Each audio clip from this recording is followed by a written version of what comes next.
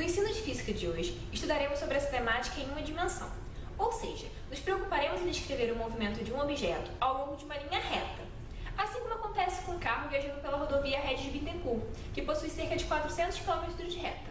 Podemos representar o carro por este carrinho de metal e a rodovia por este trilho de ar.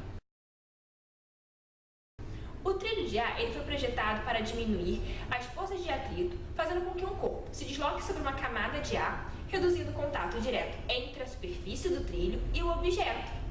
Imaginemos que o carro esteja em movimento ao longo do trilho de ar. Como podemos descrever o movimento do carrinho? Em primeiro lugar, precisamos de um referencial que pode ser uma reta orientada. Nesse caso, será a fita termosensível, na qual a origem é o ponto O.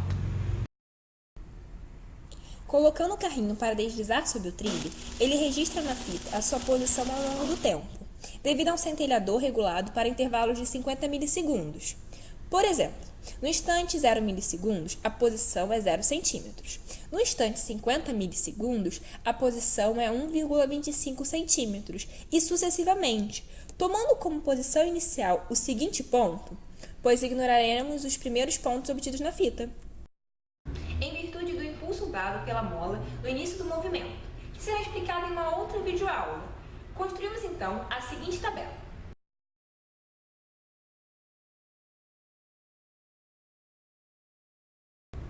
Podemos então, a partir das posições registradas, falar em deslocamento e distância percorrida.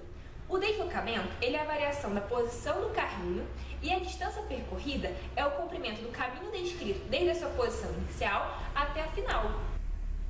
Por exemplo, se o carrinho estivesse na posição x7, fosse até a posição x9 e retornasse até a posição x8, teríamos como posição inicial x7 e como posição final x8. Sendo assim, o deslocamento do carrinho entre os pontos x7 e x8 é dado pela diferença x8 menos x7, que é igual a 1,20 centímetros. Já a distância percorrida ela é dada pela soma de x9 menos x7 mais x9 menos x8, que é igual a 3,90, levando em conta todo o percurso. Logo, percebemos que a distância percorrida é normalmente diferente do deslocamento. A partir da tabela, também podemos construir o gráfico de posição versus tempo. Notamos que os pontos do gráfico podem ser ajustados linearmente através de uma reta. Esse tipo de gráfico representa um movimento uniforme, no qual percursos iguais são descritos em intervalos de tempo iguais, em que a posição é representada pela equação do tipo onde A é o coeficiente linear e B é o coeficiente angular. Nesse caso, podemos reparar que o coeficiente linear corresponde à posição inicial, x0 igual a 0, e o coeficiente angular ou inclinação da reta, que é a razão entre o deslocamento e o intervalo de tempo transcorrido, corresponde à velocidade média, que nesse caso tem o valor de 25 centímetros por segundo. Já a razão entre a distância percorrida e o tempo total decorrido entre o início e o fim do movimento é a velocidade escalar média.